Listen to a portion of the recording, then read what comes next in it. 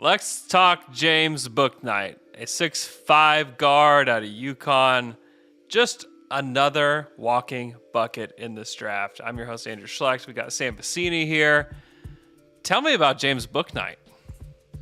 Yeah, I'm a big fan of Bouknight, honestly. I've been a pretty big fan the whole year. You just look at what he's able to bring to the table as a bucket getter. That is the number one thing. You 100% hit the nail on the head. He just brings that New York mindset, that playground mindset to the game in terms of the way that he's able to break down defenders. It is absolutely ridiculous what he can do with the basketball. It's, he'll set you up with one thing, counter left, spin back right, counter back left. He just strings together so many different moves that it's really, really hard to stay in front of him. And I think that he's going to put genuine pressure on the basket in the NBA because of it. And it's a really interesting skill set, I think, to bring to the table as, my dog peeks out here from being on my lap. But it's a really interesting skill set to be able to bring to the table in today's NBA, where so much of it is what you can do once you get a guy in a mismatch on an island and how you can create in that circumstance. James Bouknight is one of the few guys in this draft where I have very few concerns about how he's going to create whenever he's placed on an island against a mismatch in the NBA. Yeah, I think you look at the playoffs, and that's a skill that you need on your team. You need a guy that can go get a bucket. He's going to hit that mid-range jumper. I think some of the concerns could be the three-point shooting. Now, it depends on who you talk to. Some people aren't worried about it at all. He had a pro day where he shot the ball really, really well. And there's some people that could be very dismissive of that too, where they say, I don't care about pro days. Where do you land on the three-point shooting?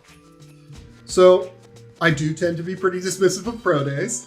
I will say that. But I'm also not real worried about Bouknight shooting. So it's kind of a weird little paradox. So why do I feel this way? If you go back and you look at the context of what James Bouknight had to deal with this year at UConn and how he had to adjust to what he was being presented, I think he took something like 9 shots this year that were uncontested, according to Synergy, which is it's ridiculous. A ridiculous number, right? Yeah. To take that few shots uncontested throughout the year, it's because they didn't have any other offensive creator on this roster, just point blank. I mean, there's not another way to say it, right? Look, I don't know that he's a 40% three-point shooter. I'm not going to go that far, right? But I think he's going to be able to knock down shots. Additionally, he dealt with an elbow injury throughout the course of this season that I think before the elbow injury, he was shooting like 35, 36% from three, if I remember correctly, 34, 35, 36. And then after the elbow injury, it just tanked off of the cliff.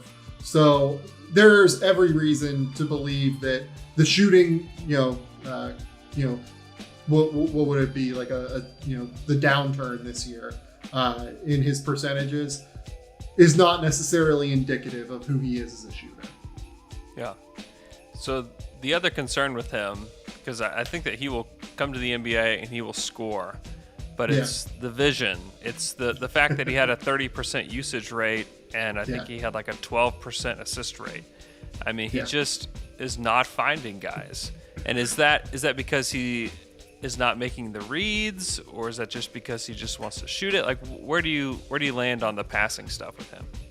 Yeah, it's a combination of missing guys, like just straight up. He does miss a lot of open teammates.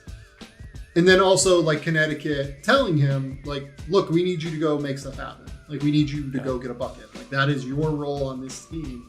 We need you to handle it. So on some level, like, I can't hand wave the passing at all. I think that he is a bad passer. And he has, unfortunately, poor vision that he's going to have to work through as he continues to make those strides in the NBA.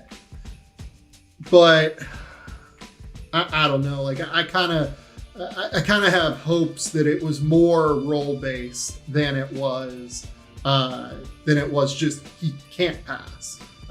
Based off the college tape, he was a bad passer, but contextually, I'm hoping that there is some real room for growth you don't see it on tape. Like, it's a total projection with him in every regard. And that's why the NBA draft is such a risk. You go based off of what the tape tells you and what the context of the tape tells you, and you make an informed decision based off of that. I don't know that there's a right or a wrong answer when it comes to this, but it's a projection, and you have to kind of make a call on how you think a player is going to grow and develop over the course of his career. Yeah, when you think of scorers like him, you often think of six-man, Jordan Clarkson, guys like that, and they often aren't great defenders, but Bouknight's really not that. I think that he can contribute on that, and what do you think about him as a defender?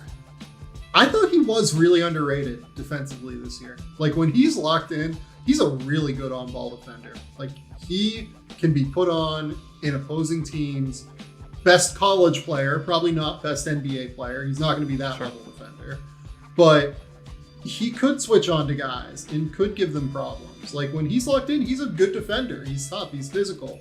Like, he brings that competitive mindset to the game, and that does translate on defense for him. So I don't think he's really a Jordan Clarkson. I think he has more game than Jordan Clarkson, and I think he's a better defender than Jordan is. He has that, like, just a little bit better of a competitive mindset in terms of going out and trying to stop someone and going out and trying to get it. Jordan's obviously going to go out and try and get a bucket, but I think that his mindset's a little bit better in terms of how it translates to the defensive end. So let's talk fit and range. Again, I think his range starts at 7. I think that there's a world where he could be selected that high. I would be a little surprised if the Orlando Magic didn't take a really hard look at him at 8, because they need somebody to go out there that can score. And then I can see just fits all the way throughout the rest of the lottery. I think that he is a high lottery pick at best, and then maybe at worst in like the 11, 12, 13 range. Yeah, Golden State needs another guy who can really put pressure on the rim, in my opinion. There's a lot of excitement about Jordan Poole in that regard. Sure. Jordan Poole looks great and definitely looks like an NBA player now, which is something I was worried about with him coming out of Michigan. But it's just kind of different with Bouknight. Like, Bouknight can drive and get to the basket kind of at will, whereas Poole was good at it for a team that didn't really have anyone else that could do it other than Steph Curry. Right.